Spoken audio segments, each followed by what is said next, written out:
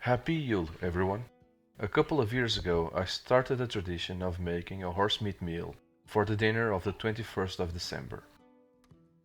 And today, I'm sharing the horsemeat stew I made for this year.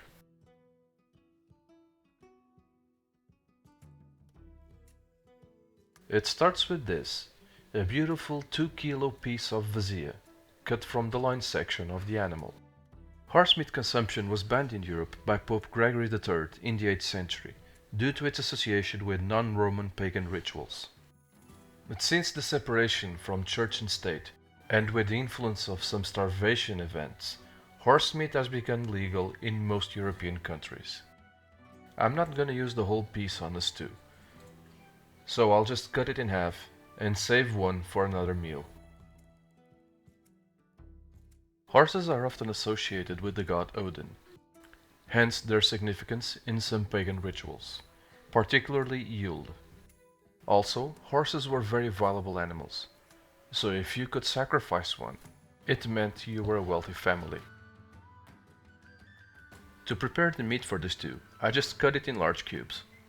Just make sure they are roughly the same size.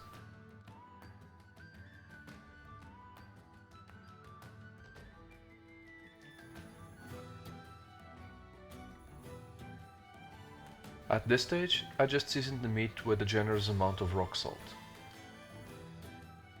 Make sure to cover all sides.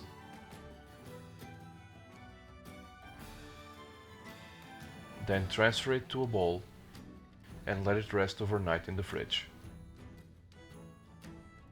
On the next day, start the stew by preparing some onion and garlic. I am using 1 onion and 4 medium-sized garlic cloves, but you should use whatever amount feels right to you. I'm just dicing everything. Besides getting more surface area for flavor development, it also makes it easier to get my son to eat it.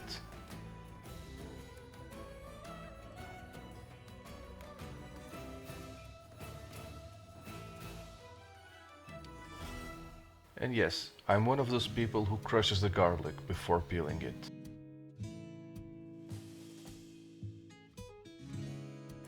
I had to accelerate the footage, otherwise this video would be too long.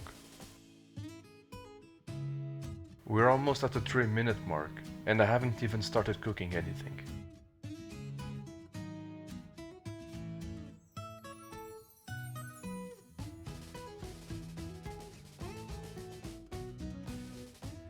For this stew, you'll want to use a wide and tall pot. I start by throwing in about 2 tablespoons worth of beef tallow. If you don't have any, don't worry, I'll be putting up a video on how to render your own in a couple of weeks. Once the tallow has fully melted, add the onions and the garlic. Let it fry until the onion starts to become translucent. I often get better results if I do this in low heat, and stir often to avoid burning the edges. When the onion and garlic are ready, turn up the heat to medium and add in the meat chunks. Stir the meat to coat it in tallow. After, try to get all the pieces in contact with the bottom of the pot to get some browning. This is easier if you use a wider pot. After a while, stir again. Try to get browning on all sides of the meat.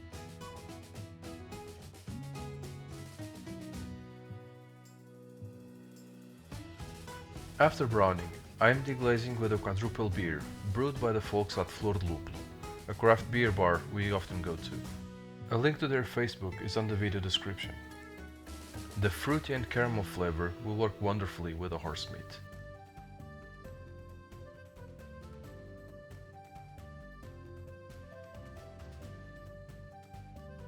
Stir again with a wooden spoon and scrape the bottom to release any foam that may have formed. I use the time it takes for the alcohol to boil off to prepare the greens. I am adding 2 large leeks, which I'll be saving the green tops for the soup, about 250 grams of spinach and half of a pointed cabbage. I prefer the greens to be chopped into medium to large strips. After chopping, put everything into a large bowl and set aside.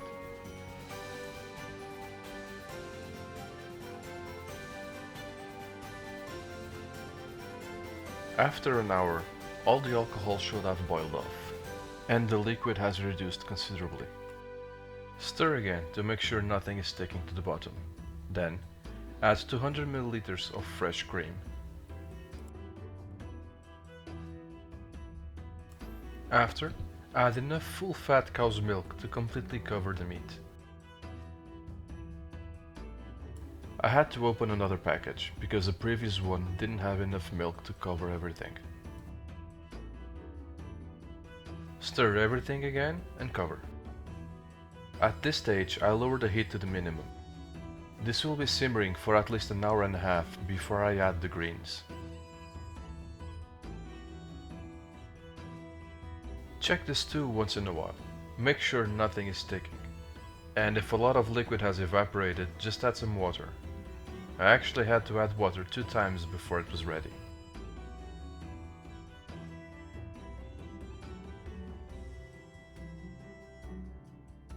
After simmering for an hour and a half, it's ready to receive the greens. I find it easier to add them in batches. Add a good amount, then mix it so the greens start to shrink, then add more. Repeat until all your greens are added to the stew. When mixing, I noticed my milk had curdled a bit. I should have brought it to temperature rather than adding it cold. The stew should cook for another 30 minutes. The greens will shrink and release enough water to keep the amount of broth.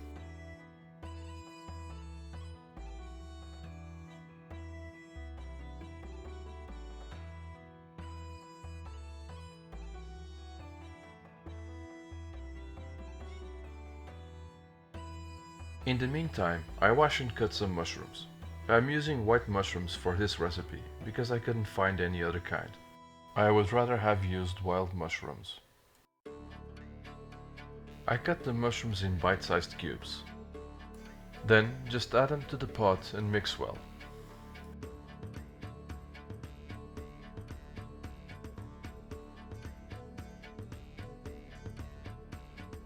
And I take the opportunity to add a generous amount of freshly ground black pepper.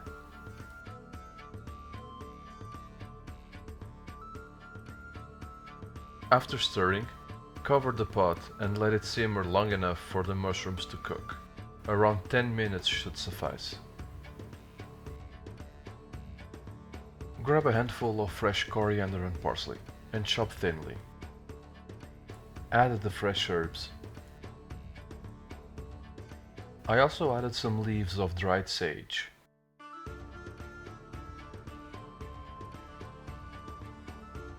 And some more black pepper.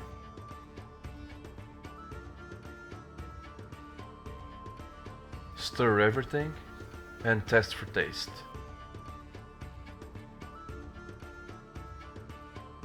I added salt since I had not added any yet. I find it better to hold off the salt in stews until the very end.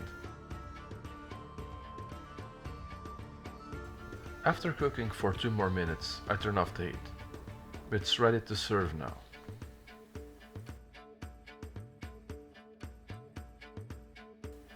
The dinosaur ball belongs to my son. He gets the first serving. Since the meat pieces are rather large, I try to keep them to 1 or 2 per serving. To show you how tender the meat is after cooking for 4 hours, I tried to film myself cutting with my son's plastic cutlery. Because I chose such a perfect angle, you can watch as my hand completely obscures the point I'm trying to illustrate. But I believe you can accept that the meat is very tender, since I can easily cut it with the dull plastic knife.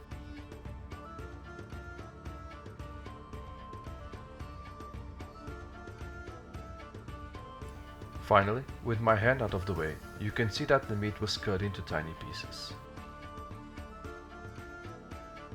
My son also gets a couple of tablespoons of boiled couscous to help him eat the broth.